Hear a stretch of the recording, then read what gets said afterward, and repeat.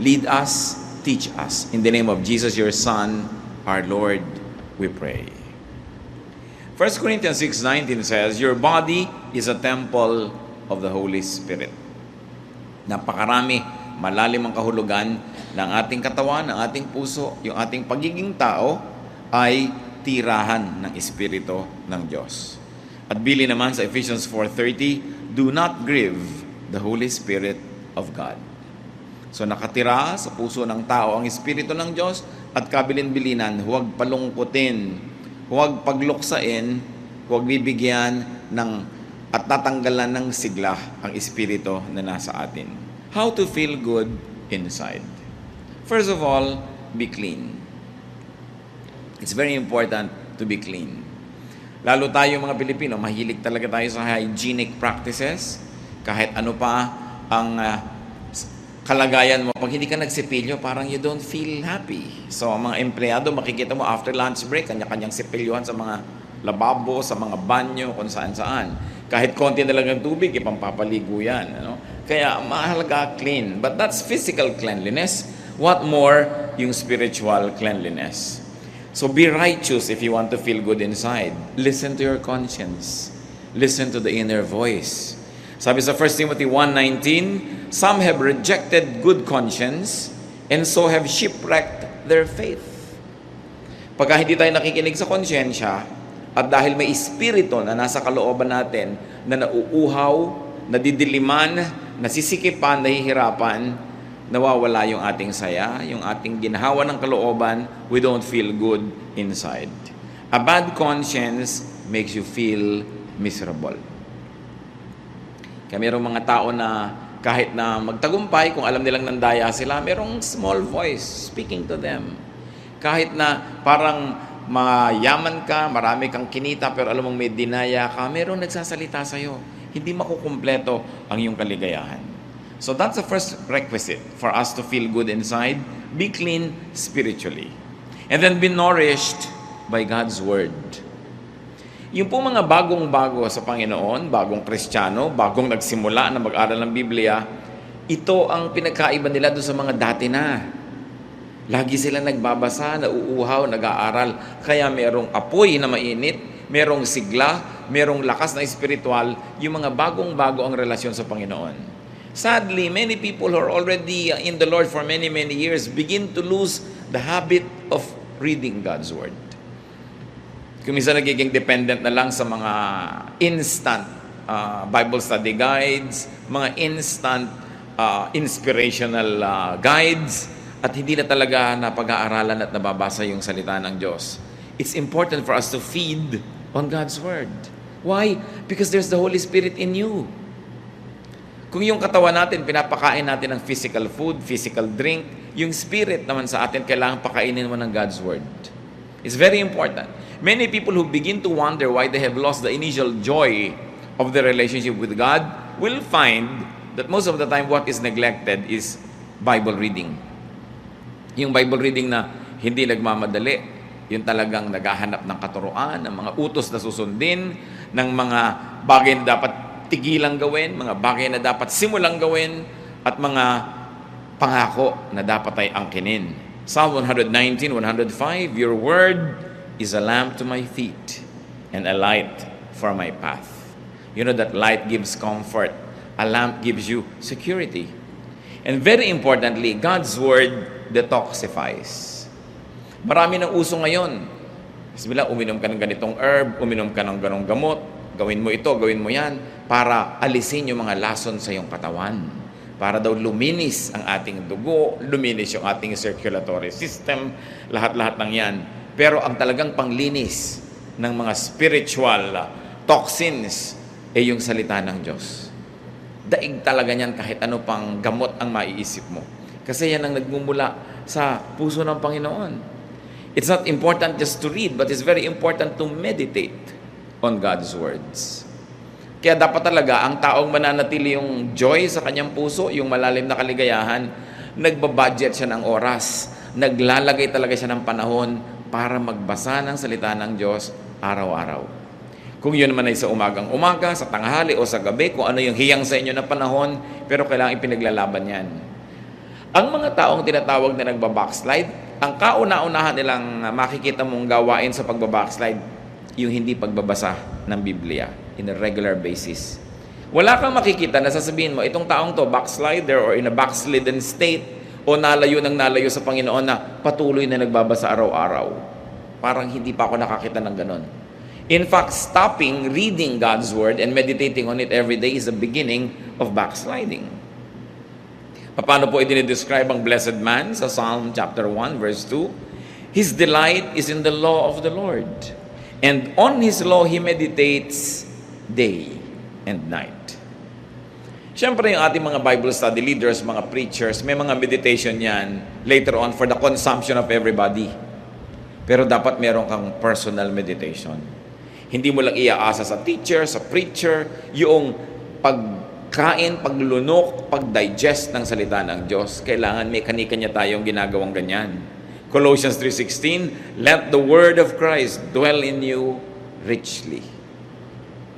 Kasi nasabi ng iba, kaya ka nagkaka-swine flu, kaya nagkakaroon ng iba't ibang flu, bumababa daw yung resistensya, bumababa yung immunity level mo. So, yung dati, dinadapuan ka ng sakit, umubo yung katabi mo, may dalang sakit, pero kung malakas ang katawan mo, hindi mo tatanggapin yung sakit na yun kasi nilalabanan ang katawan mo. At ganoon dapat yung espiritu natin. Lagi tayong may intake of God's Word para pag dumadating yung temptation, dumadating yung mga pagsubok, yung mga hirap, hindi ka nun naigugupo kasi may panglaban ka. It's very important na pinakikipaglaban po yung reading and being nourished by God's Word. Meditation gives perspective. Lumilinaw yung maliit na problema, mukhang malaki yan pagka hindi mo yan tiningnan sa salita ng Diyos. Pero pagka naging malinaw sa yung salita ng Diyos, yung mukhang malaking problema, lumiliit. Meditation gives balance. Meditation gives a sense of well-being. Kaya kahit ngayon sa mga spa, sa mga health club, yung binibigyan nila ng may meditation room pa, mayroong mga time for kung ano-anong relaxation and meditation because they have realized the therapeutic value of meditation. Ngayon, kung ginagamit mo yung Word of God, not just as therapy, kundi talagang cure, food, medicine, lalong-lalo na. Another way, of course, to feel good inside, at ito naman, alam nating lahat, pero dapat na-review kasi madalas na neglect. Pray. Be prayerful. Ephesians 6:18, pray in the Spirit on all occasions with all kinds of prayers and requests. At sabi sa 1 Thessalonians 5:17, pray continually. Kailangan tuloy-tuloy ang prayer. Why prayer soothes? Nakakapagpaluwag ng dibdib. Prayer empowers. Yung bago ka nagpe-pray, parang feeling mo, talunan ka na ng mundo, wala ka ng ilaban sa mga hirap, wala ka ng kapangyarihan, pero matapos mong mag-pray, when you say amen, you will feel the resurgence of power and energy because prayer plugs you into God. Kung yung ating mga instrumento, mga gamit na de kuryente, pag isinaksak mo sa plug, pumapasok yung kuryente, umaandar yung electric fan, umiinit yung plancha, tayo sa prayer, doon tayo napaplug in sa power ng Diyos. At yung kanyang kapangyarihan mula sa langit, pumapasok sa ating espiritu, nakikiisa sa atin. Prayer transports. Kahit ikaw ay nasa isang place of misery, when you close your eyes and pray, and your spirit is with God, you suddenly find yourself to be in a garden that's quiet, or by a poolside, or in a refreshing greenery, because prayer transports.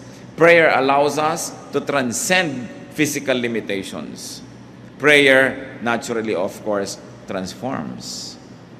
Dapat ang tao, pag ganito yung kalagayan niya, tas nag-pray siya, pag dilat ng mata niya, pag sabi niya ng amen, hindi na ganun yung kalagayan niya. Naiba na siya. Yun ang powerful prayer.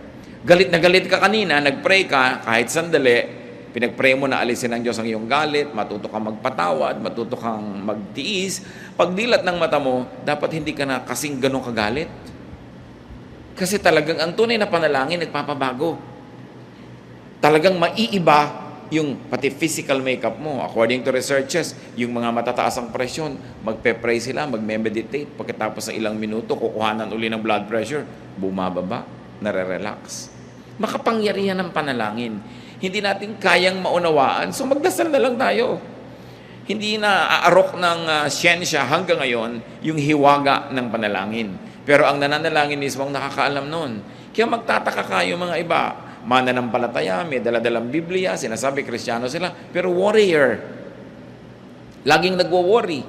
Pero ang kasabihan nga, why worry when you can pray? Nagwo-worry ka, baka ka magutom bukas, ano magagawa mo? Mag-pray ka. Nagwo-worry ka tungkol sa mahal mo sa buhay na ang layo-layo, baka nasa panganib. Kaya mo ba siyang iligtas? Nandito ka. So you pray. Why worry when you can pray?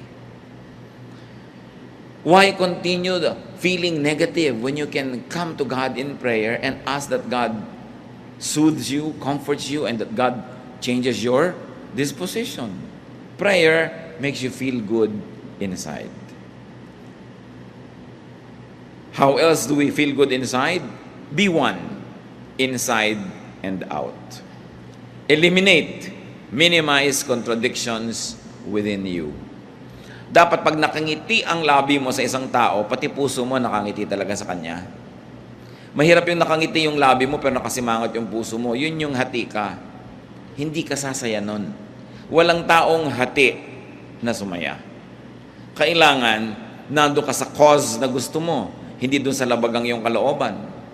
Dapat sinusuportahan mo yung mga taong gusto mo talagang suportahan. Minamahal mo yung gusto mong mahalin. Ginagawa mo yung talagang gusto mong gawin. Kasi pag hindi mo pa ginawa yung gusto mong gawin, sinong gagawa nun para sa'yo? Ang pinag-uusapan siyempre natin yung mga gawain na hindi naman pinagbabawal ng Diyos. Yung pagdadalawang isip, pagdadalawang loob, nagtatanggal yan ng kapayapaan at katahimikan. Kaya mga kapatid, kung ano man ang pinagdadalawang loob nyo, pag-isipan nyo na, get good advice, manalangin kayo at magpasya na kayo sa isa. Mahirap yung dalawa-dalawa, tatlo-tatlo ang hinahabol natin sa buhay. Kailangan magpasya kang maging buo. Ang pagiging espiritual, ang pagiging makadiyos, ang isang kahulugan niyan, ikaw ay buo. Hindi ka hati.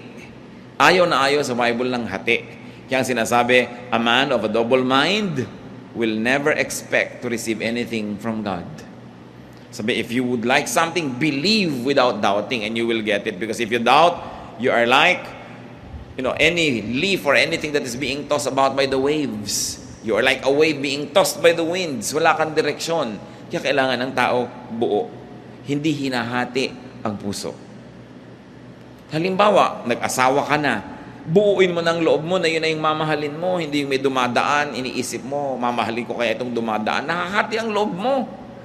At pag nahati ang loob mo, it will show in your life. It will show in everything you do. Malilito ka ngayon. Kung minsan may kumakausap siya, nawawala ka sa sarili. Ha? Bakit? Kasi hati yung loob mo eh. Dapat buo. What you think and say, what you say and do, must be one. So, do the good that you think. Meron kayong gustong gawin, gawin nyo. Lalo't mabuti yon. Kasi pag hindi nyo ginagawa, nahahati kayo. Do not frustrate your good side. Halimbawa, may nakaaway kayo. Gusto nyo na mag-sorry. Mabuting mag-sorry, magkasundo kayo. Gawin nyo. Hindi yung pinipigil kayo ng pride. Nahahati kayo. There's a part of you na gusto nyo gawin yung tama. Merong humihila sa inyo na huwag mo gawin yung tama kasi yung pride mo, paano naman, wag mo mukha kakawawa, etc. etc. Hati. Hindi sasaya ang isang taong hati. Ikaw man at biyanan, may manugang ka, tanggapin mo na naging anak mo na rin yan. Kasi kung dalawang loob ka, tatanggapin ko ba o hindi? So may mga araw na natutuwa ka sa kanya, may araw na hindi. May araw na ang sungit-sungit mo, may araw na sweet ka naman. Kasi hati. You've got to decide. And there are things you don't even have to decide about. We just have to accept them. Katulad ng sinasabi ko, biyanan mo, manugang mo, tatanggapin mo na yan. Wala ka ng choice. Bakit mo palilituhin ang sarili mo kung magiging devoted ka ba, mamahalin mo ba, papadalhan mo ba ng ulam, susuportahan mo ba? Gawin mo na lang yung tama kasi laging may nagtatalo sa kalooban natin, yung maganda at yung hindi maganda. Kailangan pa ba naman nating ipaliwanag na yung maganda ang siya nating gawin? Sabi ng Panginoon sa Matthew 12:25, Jesus said, every kingdom divided against itself will be ruined, and every city or household divided against itself will not stand. Kung ang isang kaharian na hati ay matutumba, kung ang isang bahay na hati ay guguho, ano ang mangyayari sa isang puso na hati? Kaya dapat hindi hinahati ang puso. Huwag na nating lilituhin ang ating mga sarili. At kabaligtaran ng do the good that you want to do, bakit natin pinag-uusapan to? Marami pong tao, alam nila yung magandang gawin, gusto nilang gawin, pero may pumipigil sa kanila. Mga tatay, gusto nila halimbawa akbayan yung anak nilang lalaki na maging tender and nice sila sa anak nila, pero hindi, this is not the macho thing to do. So, pinipigil yung paggawa ng mabuti. Why? It's good. Hindi mo naman laging pwedeng yakapin yung anak mo, hindi naman laging available. So, why not do it? Marami din mga anak gusto mag-express ng pagmamahal nila sa parents nila, hindi ma-express. Pero sa kaibigan, ang dali-dali mag-express. Pero yun lamang, yayakap ka sa magulang mo, magkikis ka, hirap na hirap ka rin. Bakit? Maganda naman yun. Huwag hatiin. And do not do the bad that you do not want to do. Alam naman natin yung masama, alam natin ayaw natin gawin, pero madalas, nagagawa. Romans 7:19, for what I do is not the good I want to do. No. The evil I do not want to do, this I keep on doing. Sabi ni Paul. Ako na nga, sabi, ito yung gusto kong gawin na mabuti, hindi ko nagagawa. At yung ayaw kong gawin na masama, yun na lang ang madalas na nagagawa ko. Hati. Dapat hindi ganon. Walang taong sasaya paghati siya. Meron pa pong isang nagpapasaya ng kalooban. Again, premise on the fact that the Holy Spirit of God resides in us, that we were created in God's image. You want to be happy inside, you want to feel good inside, be noble. Nourish your nobility, your greatness. Nourish your God-likeness. Genesis 1:27, so God created man in His own image. Ang ating wangis, wangis ng Diyos. Ang espiritu natin, espiritu ng Diyos na ibinigay sa atin. Ginawa tayo upang maging mahalaga, mataas ang uri. Psalm 139 verse 14, I praise you because I am fearfully and wonderfully made. Romans 8:29, for those God foreknew, He also predestined to be conformed to the likeness of His Son. Tayo, kamukha ng Diyos, nilikha, ginawang tao, naligaw, na iba yung itsura, pero ang goal ngayon bumalik na maging kamukha uli ng Diyos through the Lord Jesus Christ. So ano ang purpose ng buhay? Maging kamukha uli ng Diyos. Maging kapareho ng Diyos ang isip, ang puso, ang gawain. At ang tao, pinakamasaya, pagka yung kanyang wangis, yung gawa niya, yung sitwasyon niya sa buhay, malapit sa wangis ng Diyos. Kasi yun ang likas, yun ang totoo, yun ang natural sa atin.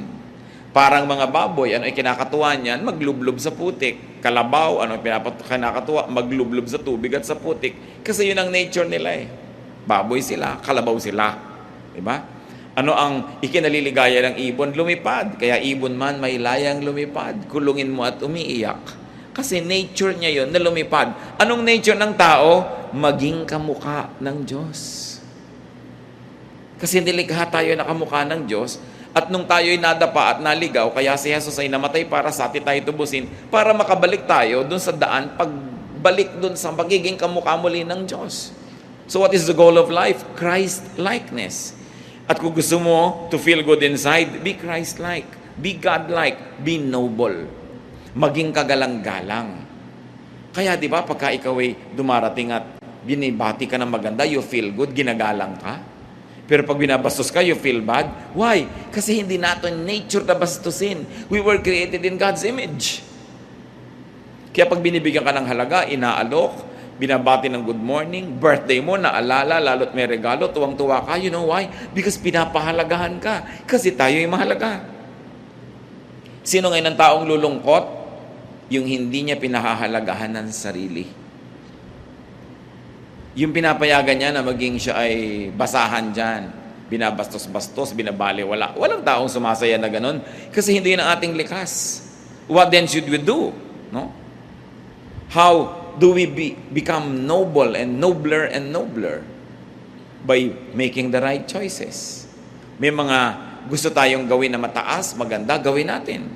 Meron tayong gustong sabihin na noble, gusto mong pumuri sa tao, gawin mo. Because it's the noble thing to do.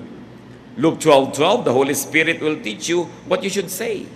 Ganon nakatanim sa atin yung Espiritu na pati sasabihin mo pa nga, maituturo ng Espiritu, yung gagawin mo, yung desisyon mo, kung maganda ang relasyon mo sa Diyos. So, how do we become noble? Do good. We are most noble when we do good. We are least noble when we do things that are bad. Kaya nakikita nyo yung mga nahuhuli sa akto na gumagawa ng mali. Pinagmamalaki ba nila yun? No. Kasi hindi yun ang gusto natin na malaman ng tao tungkol sa atin. Kasi hindi tayo talaga ganun. Dapat maging mabuti at maging mabait. Because that is what is noble. Yung mabuti, inclination yon. This is the nature of the heart, mabuti. Yung mabait is kabutihan in action, nagiging kabaitan. So mabait ka, mabuti ka. Mayroong mga taong mabuti pero hindi mabait. Mabuti sila, hindi sila gumagawa ng masama. May intensyon silang gumawa ng mabuti pero wala namang action. Kailangan may action. Yun ang kabaitan. How do you feel noble? Kailan tayo nakakaramdam, mga kapatid, na ang taas-taas ng pagkatao mo? When you give more than you get, you feel noble. Yung nagbibigay ka, taos puso, you feel noble kesa ikaw yung binibigyan. Di ba? Hindi masarap yung feeling na ikaw yung binibigyan. Pag masarap ang feeling mo nun, something's wrong. Pero usually, mas masarap yung nagbibigay ka kesa yung namamalimos ka, kesa ikaw itong kinakahabagan. Mas masarap yung ikaw yung nahahabag because to give is noble. Do not get, then just forget. Kasi halimbawa, dumating yung point, ikaw ang tumatanggap, ikaw ang binibigyan. How will you become noble now? Ikaw yung naging recipient, nagbabayad ka ng utang na loob. Nagsusukli ka, gumagawa ka ng mabuti. Kaya pag may gumawa sa atin ng mabuti, pagkatapos na-empower naman tayo, lumakas, tayo naman yung gumagawa ng mabuti sa kanila, you feel good. Because it's your nature to feel good that way. You want to feel noble, give more than you get. Give more than you receive. Do not just get and forget.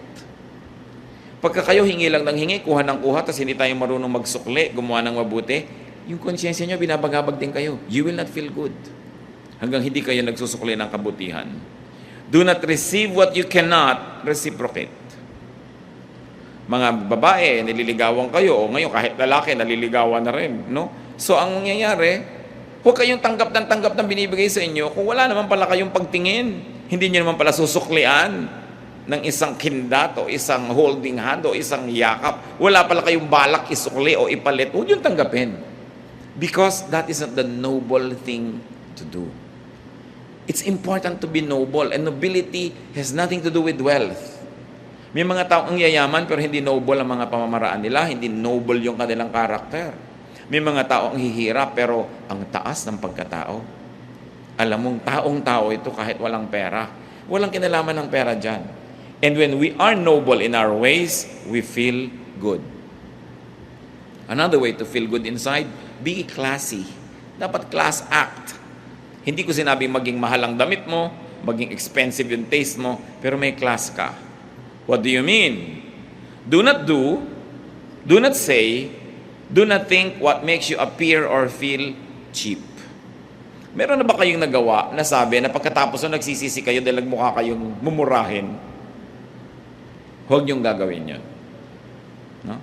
Halimbawa, gusto mo yung isang tao pero ayaw sa'yo, huwag mong ipagdutdutan ang sarili mo kasi magiging cheap ka. Yung tuwing dadaan siya doon, nandun ka nakakalat. Yung pupunta sa room na yun, nandun ka. Yung parang wala ka nang ginawa kundi planuhin siya abangan. It's cheap. No? Do not appear and do not feel cheap. Lalo ikaw babae, hindi ka naman pinapansin. Ikaw pa tong laging nakakalat dyan. You know, it's cheap. It will not make you feel good. Magkakaroon ka lang ng immediate pleasure dahil napagbigyan mo yung hilig mo. Pero pag nananahimik ka na at nag-iisa, ang feeling mo, bumaba ang pagkatao mo. You want to be happy inside? Be classy. Beware of addictive things and addictive habits. Lahat ng bagay na nakaka-addict, nakakapagpa-cheap. Nakita niyo mga ibang tao na antitino, ang gaganda ng behavior, nung naging drug dependent, pati sariling nanay, ninanakawan, sariling anak, ninanakawan, kasi naging addict. Addicts compromise and degrade themselves just to get a fix. Kaya maraming antitinong babae nung naging drug dependent, pati katawan ay pinagbibili sa murang halaga, makakuha lang ng kailangan niyang gamot. Addiction cheapens people. Kahit anong addiction yon. Addict ka halimbawa sa sugal. Addict ka halimbawa sa isang uri ng pagkain. All kinds of addictions. Kaya ang isang message ni Lord Jesus Christ is freedom. Sabi, moderate yourself, moderate your lifestyle that you do not become dependent on anything or anyone. Sabi ni Paul, we have learned to be content in whatever situation. Sa init at lamig, sa gutom at busog, sa meron at wala. Sabi ganon, natututo kami maging kontento. Because anything that you will desire can become your master. And to have a master, no matter what, basta hindi ang Panginoon yon, can cheapen anybody.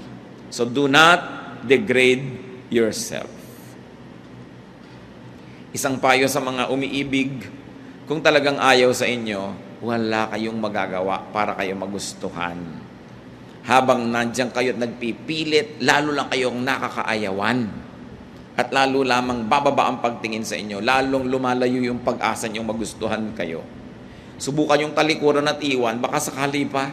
Pero yung hahabol-habol ka, wala kang pag-asa. Paminsan-minsan baka pagtiyagaan ka, lalo't wala namang ibang tao, pero gusto mo yung pinagtiyatsagaan ka lang, o pinagbibigyan. So kung ayaw, di wag. If you don't like me, we both lose. Dapat ganun ang policy mo. Do not allow others to degrade you. Save yourself from degrading situations. Katulad nung kwento sa Luke 15:13-18, yung prodigal son. Anong ginawa niya? Hiningi niya yung mana niya, nilustay niya, pagkatapos naghihirap siya sa isang foreign land, naging trabaho na lang siya doon, taga-alaga ng baboy. Hindi naman siya pinapakain, kinakaingitan pa niya yung baboy dahil kumakain sa oras, siya hindi. So, nagising siya sa katotohanan. Sabi niya, hindi ito dapat. Sabi ganun, uuwi ako sa tatay ko, hihingi ako ng tawad, at mamamasukan na lang ako sa kanyang katulong. Kasi ang mga katulong ng tatay ko are better fed than I am. Sabi ganun, tatanggapin ko yung aking pagkakamali, hihingi ako ng tawad, but I will stop the situation from degrading me. Kung meron sa atin ngayong mga kapatid, nasa isang situation kasi very degrading, get out of it. Halimbawa, hindi naman kayo ang asawang tunay, tapos mga 3 times a year lang kayong sinisipot. No? Sa ilalim pa ng silong ng Fort Santiago. Nakaka-degrade yun sa inyo. Bakit hindi niya kayo mabigyan ng panahon niya? Bakit iaabang niyo yung buong sarili niyo sa kanya? Diba? You degrade yourself. You deserve a better treatment. You have only one life to live on this earth. There's eternal life, yes, but here only one. So bakit mo papayagan na nadadaya ka? Yung hahabol-habol ka sa hindi naman pwedeng managot sa'yo. Kinocommit mo yung sarili mo sa hindi naman nagko-commit sa'yo. That's not the way to deal with yourself. You know why not? Because you are fearfully and wonderfully made. You are the temple of the Holy Spirit. God's Spirit dwells in you. So huwag nating kalad ka rin sa pagiging mumurahin.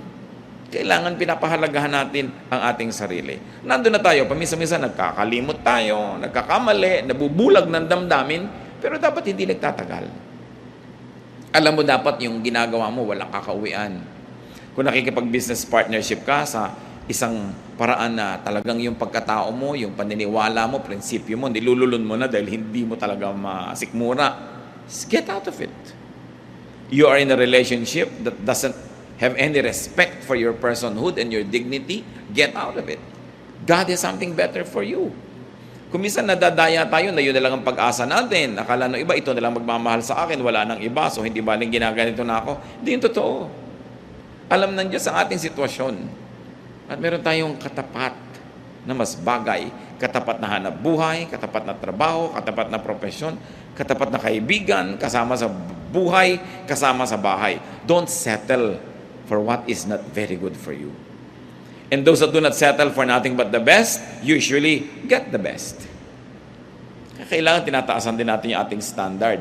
Hindi dahil tayo mayabang, but, let me be emphatic, because you were fearfully and wonderfully made. And not only that you were made great by God, that God breathed His life into you and into me, but Jesus gave His life for our redemption. Ganun ang halaga ng tao. Dapat marunong tayo magpahalaga sa sarili.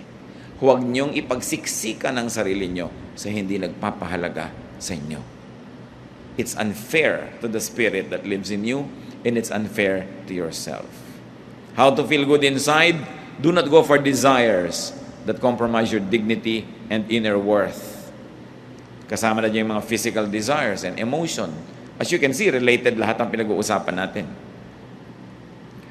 Titus 2:12, the grace of God teaches us to say no to ungodliness and worldly passions, and to live self-controlled, upright, and godly lives in this present age. Ang tanong, what desires, what feelings make you cheap? Dapat natin identify yon. Kita nyo si Joseph. He was very young, very handsome. He became a worker in a household in Egypt. At yung misis doon sa bahay na yun, nagkagusto sa kanya, lagi kasing wala si mister. So inaakit-akit niya si Joseph. Genesis 39, 6-8. Now Joseph was well built and handsome, and after a while his master's wife took notice of Joseph and said, "Come to bed with me." But he refused.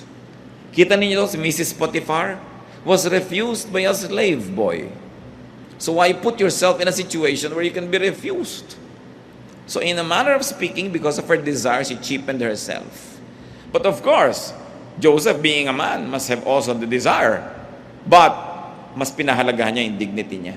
Tsaka yung relasyon niya sa Diyos. Sabi niya, how can I do this and sin against God? No? So hindi niya pinatulan itong nang-aakit sa kanya. Sa Luke 4:3-8, ganyan din ang nangyari sa Panginoon. Inaakit ni Satanas na sumamba sa kanya. Bibigay ko to sa'yo, bibigay ko to sa'yo, bibigay ko to sa'yo. Sabi ni Lord, get behind me, leave me. God says that I should not. To paraphrase what happened. So, kung ikaw naalok ng isang bagay na gusto mo at hindi mo na isip-isip na sa paghahangad mo sa bagay na yon, bababa ang kalagayan mo, madadaya ka nga. Kaya nagsisimula tayo mga kapatid sa mataas na pagtingin sa sarili. Hindi pagyayabang, hindi pride, but to remember who you are, that you are God's child, that you were created in God's image, and Jesus died so that you could be like Him again. Pag naaalala natin yun, na may mataas tayong kalagayan, mataas na calling, then hindi ka papayag na ginaganong-ganong ka lang. Pag tayo inaapi-api, kinakawa-kawawa, binabaliwala, ang dapat mong gawin, remember who you are, that you are fearfully and wonderfully made. At sabi nga ng Ephesians 4:30, which we have already read, do not grieve the Holy Spirit. Pagka binababa natin ang ating pagkatao, we grieve the Holy Spirit. When we desire things to the point na susunod-sunod tayo, aabang-abang, we grieve the Holy Spirit. So feel good inside, and one of that is by changing the outside world. When you feel bad, baka naman may dahilan at pwede mong palitan in your outside world so that you will feel good. Maybe you should clean your environment, go out and take a walk, change the situation, and it might make you feel good inside. But you must permanente, hindi dependent sa mga bagay na nasa labas, feel good inside by being good inside. When you are good, you will feel good. Kahit hindi ka ma-appreciate, hindi ka mabayaran, hindi ka mapuri, pero mabuti ang iyong puso, gusto mong bigyan ng kaluguran ng Diyos, no matter what happens, you will feel good. Feel good inside by doing good. Napakalaki ng ligayang binibigay sa tao ng paggawa ng mabuti. Himalayan, hindi maipaliwanag, pero may nagawa kang mabuti, you will feel good. Feel good inside by nourishing your good side, not your bad side. Meron tayong good side, may bad side. But if you nourish the good side, you will feel good. If you nourish the bad side, you will feel bad. Kahit pa nga naging matagumpay yung bad side mo, but there's still this voice that will continue to make us feel bad. Mag-isip-isip tayo. Ama naming Diyos, nais naming ilapit sa inyo aming mga puso. Nagpapasalamat po kami sa bawat isa rito who feels good, who generally feels good. Pero inaalala rin namin, Lord, yung bawat isa na maaaring hindi ganun ang kalagayan, mas madalas malungkot, mas madalas matamlay, mas madalas merong nararamdamang hindi masarap, hindi maganda, na hindi maipaliwanag. Sa sandaling ito, Panginoon, sa mga pinag-usapan namin, ipakita mo doon sa mga generally not feeling good inside kung ano ang posibleng dahilan. Ipakita mo sa amin kung ano ang mga ginagawa namin, Panginoon, na nagiging dahilan din kung bakit yung pakiramdam namin ay hindi masaya, hindi magaan, hindi nakakaluwalhati sa iyo. We are very thankful for each one who feels good, but for each one who doesn't, we pray that your wisdom will prevail, that you will teach us to identify the root causes of these ill feelings so that they may be uprooted and we will have a change of heart and our lives will be peaceful, lovely, and enjoyable. Magbulay-bulay tayo mga kapatid. Kung meron tayong mga ginagawa, iniisip, pamamaraan, lifestyle that contributes to not feeling good. At ipagpasalamat din natin sa Panginoon yung mga tama nating ginagawa. Sa mga 7 natin pinag-usapan, surely we will be able to identify things that make us feel good and the opposite that makes us feel bad. Madadaya tayo sa bawat panahon that we don't feel good inside. We will not always feel good outside. Kung minsan may sakit ang katawan natin, masakit ang ulo, masakit ang paa. But what is important is to feel good inside.